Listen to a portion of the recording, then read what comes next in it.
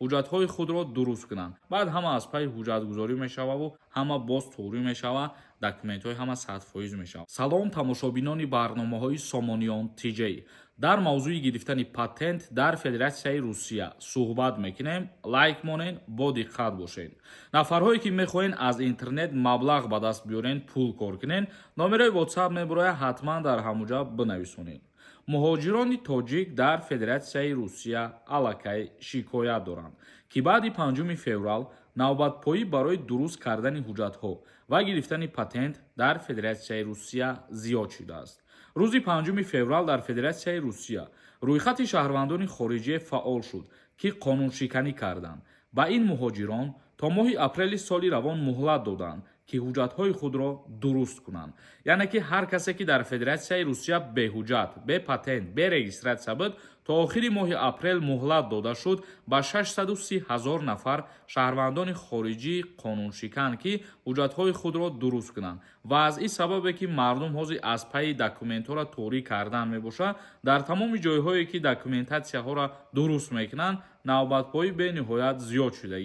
Ирам яке аз сабабҳое мебошад, ки мардум бигем мақсад сари вақт ҳуҷҷатҳоро дуруст намекунад ва баъдан вақте ки ягон мушкилӣ мешавад, ягон муҳлатшон метиҳанд, баъд ҳама аз пайи ҳуҷҷатгузорӣ мешававу ҳама ҳуҷҷатторикунӣ мешавад. Бар асоси як фармони президенти Федератсияи Русия Владимир Путин, муҳоҷироне ки то моҳи апрели имсол кор ва будубоши худро дар Русия қонунӣ намекунанд, аз ин кишвар ихроҷ мешаванд. 5 феврала муҳлати 120 000 чорни списка ба охир расид ва баъди ин бо 630 000 шаҳрванди хориҷира то охири моҳи апрела муҳлат доданд, ки ҳуҷҷатҳои худшона дуруст бикунанд. дар ин ҷо қайд карда шудааст ва мегӯянд, ба баъзеҳо сари вақт патент намедиҳанд.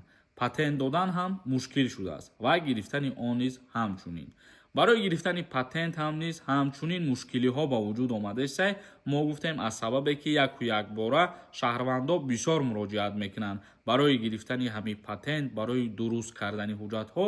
ба ҳамин хотир яку якбора наметавонанд ки ҳамаи шаҳрвандора мисол документҳошонро торӣ кунанд, наметавонанд ки ҳамаи шаҳрвандора яку якбора ҷавоб диҳанд. ва нодуруст нафаҳмен, ин ягон мушкилӣ нест бародаро, яъне ки патент наметиҳанд, и хеле фикро накунен, и хеле гапҳо нагӯен. патент метиҳанд, ҳама туғрия, ҳама 100%, ҳамчуноне ки одам зиёд шид, барои ҳамин хизматрасонӣ мумкин ҳамара успед намекунад ки дар як рӯз ё дар 2 рӯз ҷавобшон диҳанд.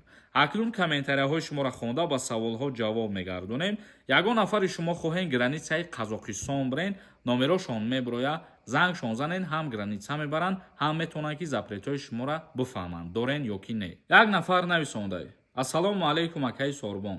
документон судебния, документ кардан метонам. дар Федератсияи Русия вақти ворид шидан, ҳозир яке аз мушкилиҳое ҳастае ки ворид шидан намемонанд, ҳамин доштани доғи судӣ мебошад, бародари азиз. як нафари дигар нависондае ки ассалому алайкум. ака русиро надонӣ, экзамен гузашта мешавад. шумо забони русиро ки надонен, имтиҳон ки супорида наметонен, ба шумо сертификат наметиҳанд. яъне сертификат ки надодан, аллакай шумо наметонен ҳуҷҷат пешниҳод кунен барои гирифтани патент.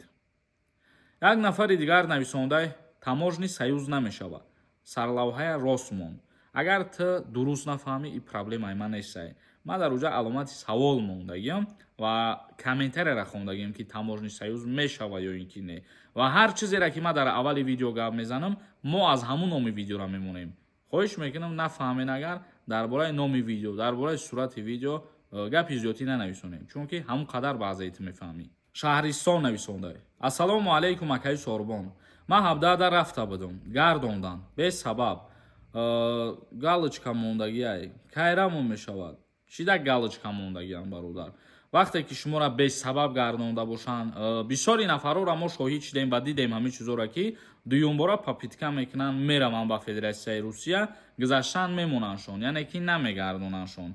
ва шумо пеш аз рафтантон боз барои дилпирии худтон як бор шуғли аҳолӣ бирен, паспортонро тафтиш кунен, ба дили пир мерен мақсад. Иззат Зияев нависонда: салом ака. ман паспортма алиш кардам, метонам рафта. сабаби иваз кардани паспорт агар будонӣ ва факти далел қатъӣ фаҳмонда бутонӣ ки ба чӣ хотир иваз кардагӣ, бале, ягон мушкилӣ намешавад ва ту метавонӣ озод вориди Россия шавӣ. як нафари дигар нависондае ки салом бародар, ман пули 3 моҳ мешавад аз Россия Тоҷикистон омадагиам, мешавад Россия бурам, яъне тӯли 3 моҳ. бале вақте ки документот 100% буд, ягон проблема доштагӣ нести, метавонӣ ки боз бирай.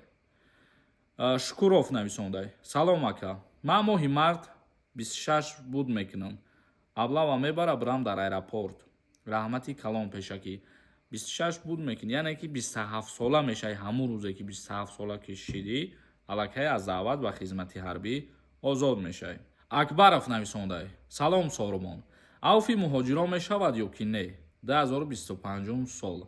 авфи муҳоҷирон пешниҳод шуда буд дар соли 2024 аз ҷониби Думаи давлатии Русия, вале ин бояд баррасӣ шава, қабул шава, баъд анеқ мешава. ҳозир ҳеҷ чиз шидагӣ нест, танҳо як пешниҳод аст. хоб тамошобинони азиз ва гиромии қадр, видеои имрӯзаро ҷамъбаст мекунем ба ҳамӣ.